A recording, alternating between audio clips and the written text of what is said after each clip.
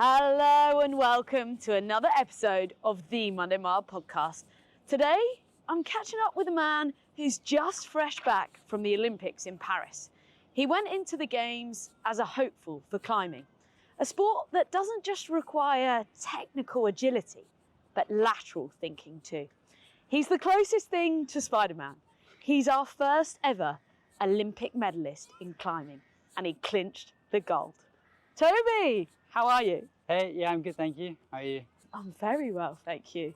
Have the feet touched the ground yet? Because from what I've seen from the outside, it looks like it's been non-stop. It has been like absolutely non-stop. Pretty much ever since I came off that final route, my life has been pretty crazy, from competitions, from media, all sorts of different things. Yeah, my feet haven't really touched the ground. Did you expect in that moment that it would be sort of such a whirlwind experience post-Games? I never really thought about what was going to happen after the Olympics because obviously you focus so much on the event. I trained for like so many years for that one moment, and then being on that stage and then getting that gold, I didn't necessarily know what it meant. The hours after, I was like, okay, wow, this has just happened. My life has sort of changed, and since then it's been a bit of a whirlwind. So when we last caught up, it was end of March, April time, and you were performing a replica sim on the bouldering wall. That was actually one of my last training events before the Olympics, so that was quite a big one. So crazy. And going into the Games, you were a hopeful. Did you dare to dream that the medal was possible? We have like a World Cup circuit, and we're always competing against the same people. So the people I compete against in the World Cups, I would also be competing against in the Olympics. So I sort of knew where I stood, and it was definitely in and around the podium, but you can never ever go into a competition expecting to win a gold, expecting to get a podium. You have to go in there and clear your head and then just do what you do best. I knew that if I had a good performance, I would have a shot at podium, but getting a gold is just, I mean, you dream about it, but you can never know what that feels like until you actually get it. Yeah, when I got that gold, it was just like all of that training had just become worth it. It's wild, at the first time of asking, you've gone out there and just absolutely smashed it. Take me to that moment. You've already competed in the bouldering. You were sat in third? Third, yeah. Going into the lead event, did you think it was possible to change that order? I think that's what made it such high pressure, is because after the bouldering event, I sort of knew that it was all so close. There was 6 points which split first place and third place after the Boulder event. And for those that might not know, it's 6 points. Really isn't much at all. So 6 points is like 2 moves on the lead route on the top. So that's literally just 2 moves at the top is separating us. So that's what makes it so high pressure. After each round, we're told the results.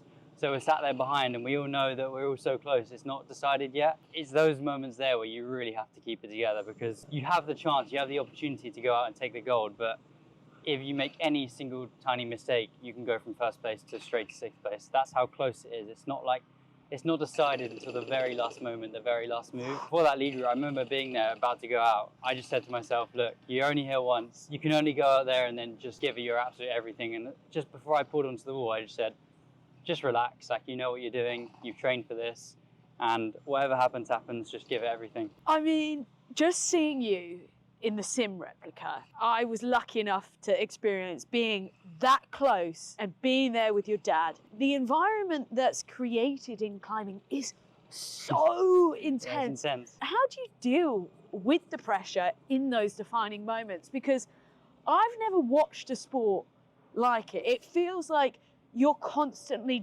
juggling the chessboard. Yeah, climbing it's obviously incredibly physical, but what a lot of people don't see is how mentally hard it is. A lot of the physically strongest people aren't actually the best climbers and don't perform the best in the competitions. And it's almost always a mental thing. Being able to clear your head and get on the wall without feeling shaky, without being nervous, is just such a hard thing and such a learned task. And so much of actual climbing competitions is just a mental test. And all of these simulations that we do is almost to refine our mental skills more than our physical ones. So when we actually get to these competitions like the Olympics, we're able just to stick the competition to the back of our head and then just do what we do best, which is climbing. So yeah, it's incredibly mentally challenging. How do you train mentally to be ready for that moment? That pressure in that moment, you're sat in third, hands on the wall. How do you get yourself in a state of calm? Because I think it's so hard to you can't have a training plan for that. I think it's mostly down to my experience. So with all of the World Cups and all of these competitions that we do, you don't necessarily know what experience is, but each of these competitions, each of these rounds that you go through, each boulder that you climb in front of a big crowd, you're basically just subconsciously learning how to deal with that pressure. So all of these World Cups that I've done leading up to the Olympics, all of these simulations, all of these training sessions, it's all sort of subconsciously just building up your mental game. So when you get to the Olympics, you're able to handle the situations. Like what happens if you go out and your shoes are dirty? Like what happens if something happens, your cool time's messed up, or just a little problem? How are you going to deal with that mentally and be able just to go out and climb? So there's so many different things which you have to control. That's where I went wrong in my last Olympics. Yeah. So my binding broke before Yeah. I dropped into the big air.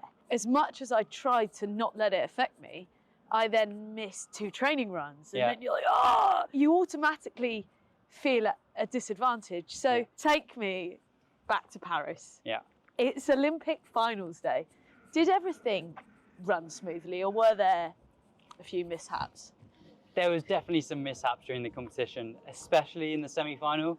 The first climb that I went out to of the whole competition, I basically didn't see that where the scoring zone was marked on the last hold. So you have to stick 2 hands on the top hold to complete the climb. Yeah. And instead of doing that, I didn't see where the tape was for the finish. So I put it in the wrong place. So I essentially got the top of the boulder, but it didn't count because I didn't look where the tag on the climb was. So instantly that was just sticking me on the back foot mentally. I didn't lose out on that many points, but mentally that was a massive challenge for me to go back into, there's a cool zone behind where we have to sit before we go out for our climbs, to go back there and then to regroup mentally. Like I had my music in, trying to just forget about what just happened and then go out for my next climb.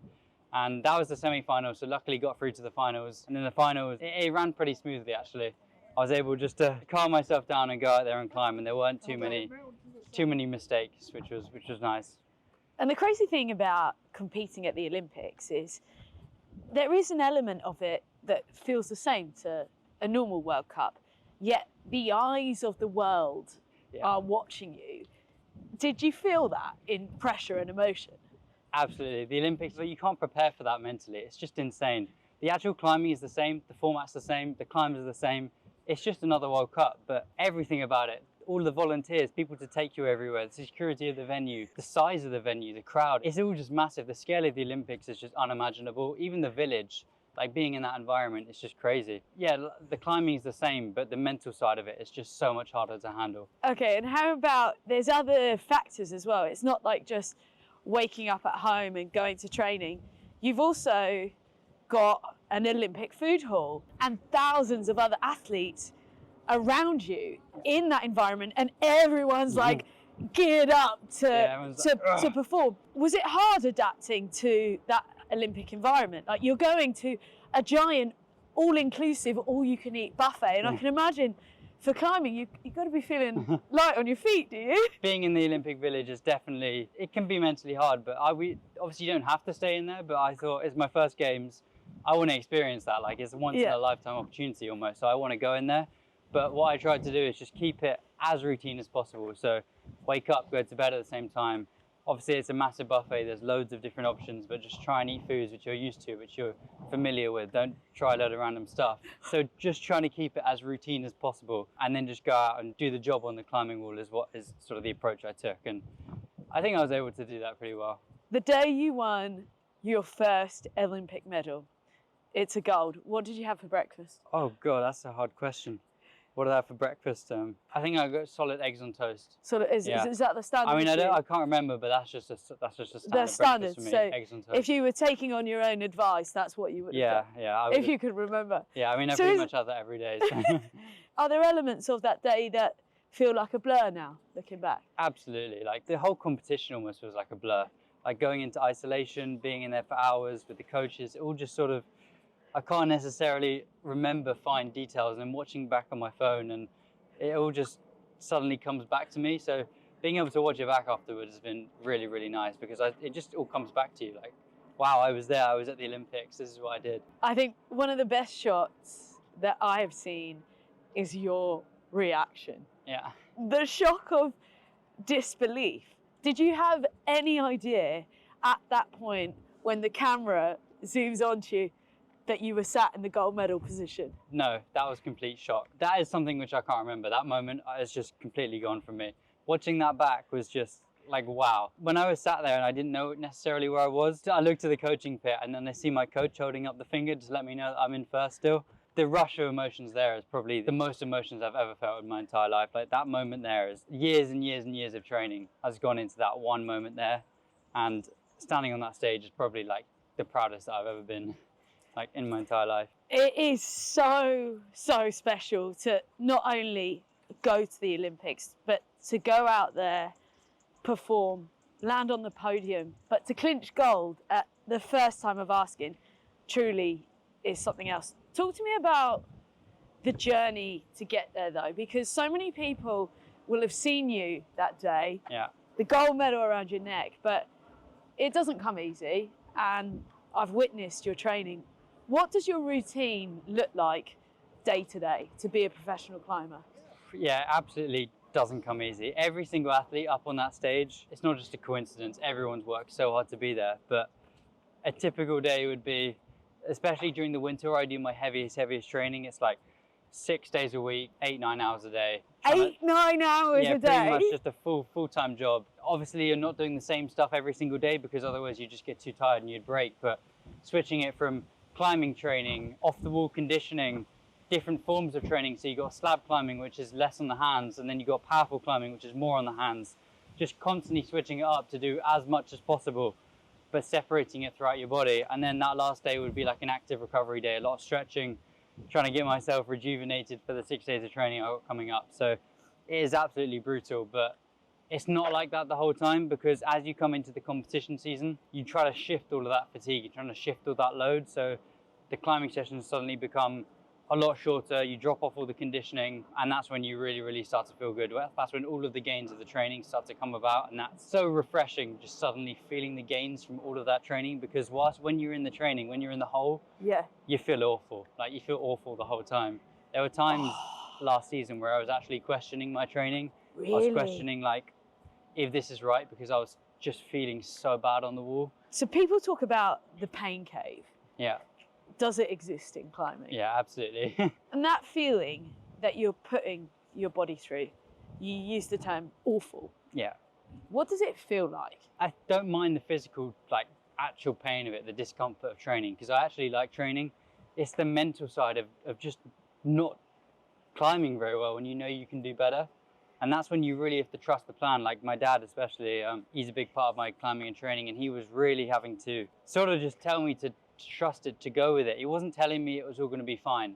He was saying, maybe we have got it wrong, maybe it's not right, but we can adapt and change that. But just for now, just trust the plan, trust the process, and then we'll see how you start to feel. Because it was at that time when I was about to come out of that heavy conditioning phase, and you said, okay, yeah, we'll see how it goes. The conditioning's going to drop off, and then see how you feel in a couple of weeks, a month. And it was around that time where we went to Japan for a training trip, which was meant to be my sort of first climbing training trip of the year. And that's when I really started to feel good. And then the plan sort of, I knew it was working. Trust is so important when it comes to any profession, in fact, you know, with the people you work with. And that's where your situation is really interesting, because that trust is with your dad.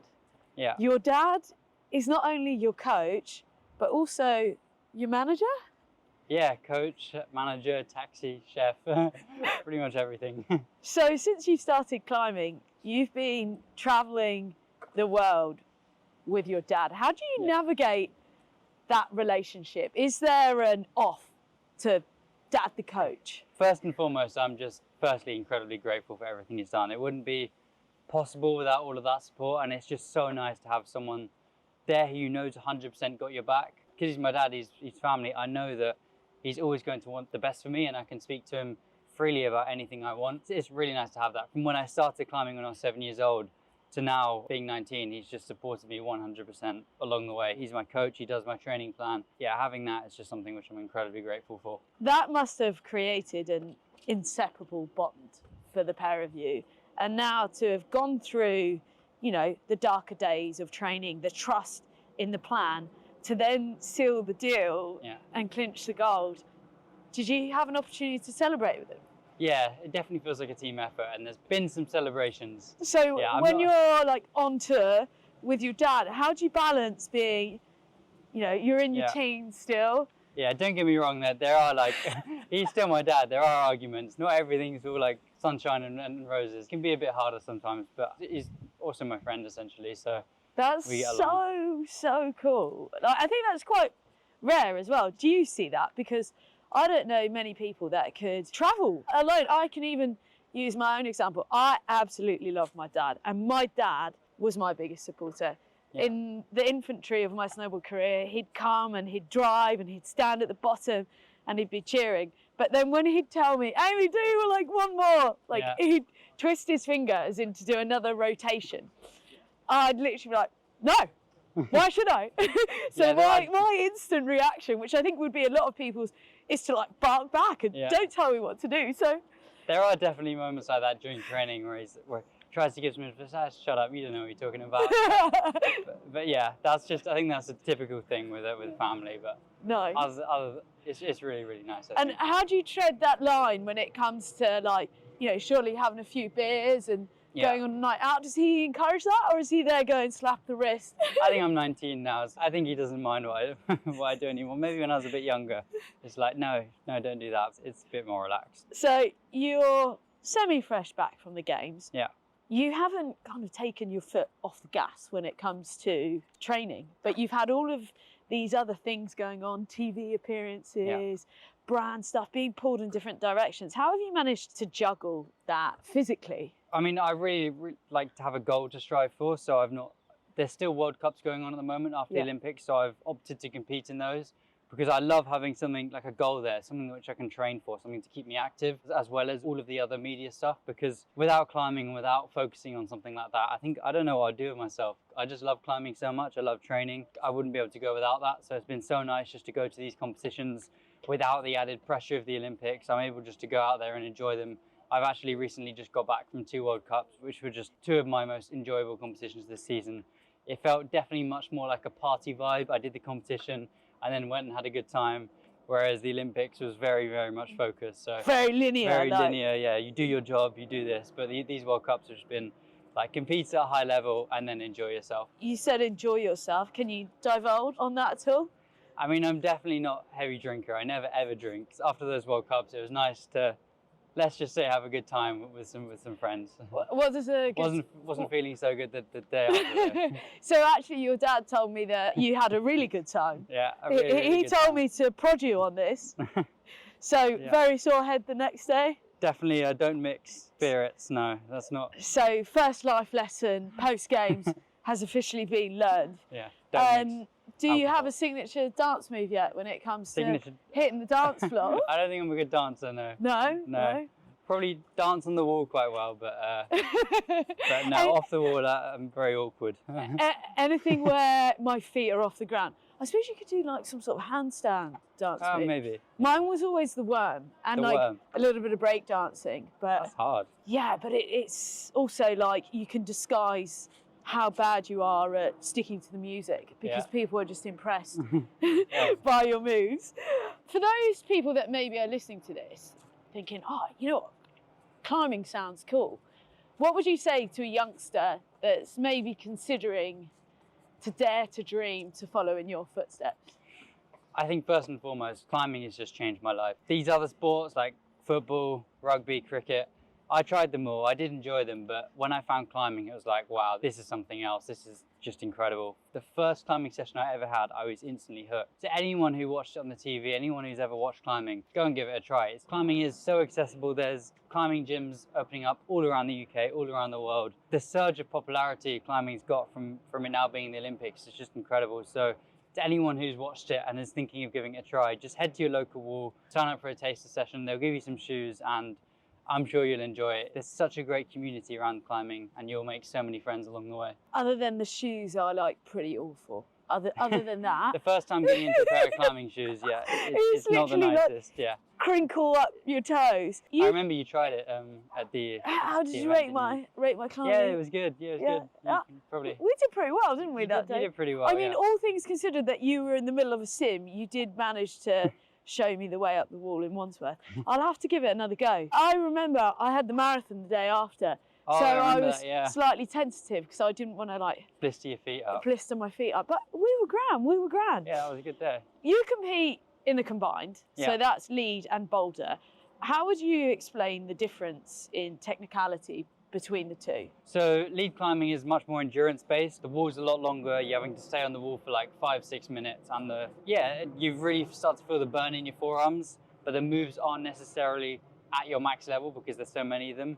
Whereas bouldering, it's a lot shorter. There's maybe 6 or 7 moves. It's a lot more powerful, more dynamic, more showy, and it's more of like a skills thing. Yeah. Like you can watch some bouldering moves and go, wow, that was insane. Look at that jump. You have to be really strong and powerful for the bouldering, but also have a lot of endurance for the lead. It's a hard balance to get, especially in training. The mental agility when I watched you do the bouldering is just incredible because there's so much going on. You see people at these climbing walls, but the depth and the level that you guys take it to is truly phenomenal to watch. Yeah, that's where all of the training comes in, because when you're on a bouldering wall and doing these crazy moves, it's all subconscious basically. When you're doing these crazy jumps and these things with your feet, it's almost like a learned thing in your subconscious. It's from all of those training, trying similar moves.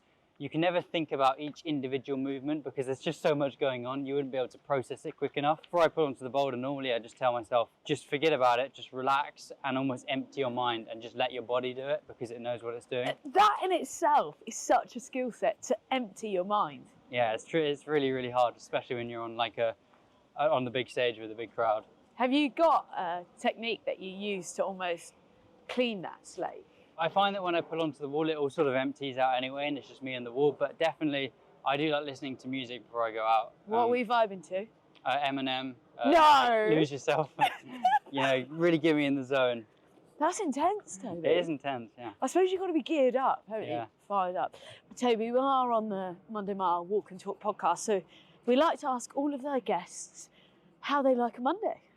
Yeah, I mean, I like a Monday because I just love what I do so much. I love climbing. Every day sort of feels good. So Monday is a solid day. There's definitely some times during like heavy winter training when I've got to get up and then go to the gym and then do all this horrible stuff and my body's really hurting. Or I'm like, oh gosh, today's going to be rough. But that's when it's really about just waking up, getting it done and pushing through, because you know the gains from that is what's going to see you through the season. And when you like stand on that podium, when you get that Olympic gold, that's what makes those moments worth it. And in those moments when you are questioning getting out of bed when it's dark and cold, how do you get out of bed? Because some people just flat out struggle. Stick a bit of Eminem, Lose Yourself on, just get up, grab a coffee and get it done. And at the end of the day, once you've then done that training, I don't think there's anything which feels better. Like, I really didn't want to do that in the morning. I got up, I did it, I put myself in the hole, I worked hard, and that just feels amazing to me. Did you do that today or not Today, yet? No. Did you have a cheeky lie? Today was very much an, like a Today's 9 a.m. wake up. Today's more of a day off for you, isn't it? Since the Olympics, I've not necessarily been like training. I've just been just climbing for the enjoyment of it.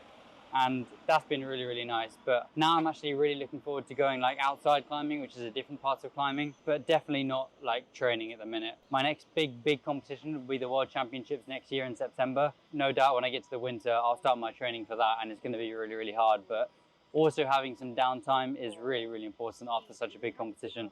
Nice. Downtime is good. Yeah, downtime's very Downtime is the one. And lastly, Toby, do you have any life mottos or quotes that you live by that we can maybe share with our listeners to inspire them to chase their dreams? Try hard. One thing I've always just loved in climbing is just being able to give absolutely everything and trying really hard, whether that's on a lead route, fighting to the death, basically in training.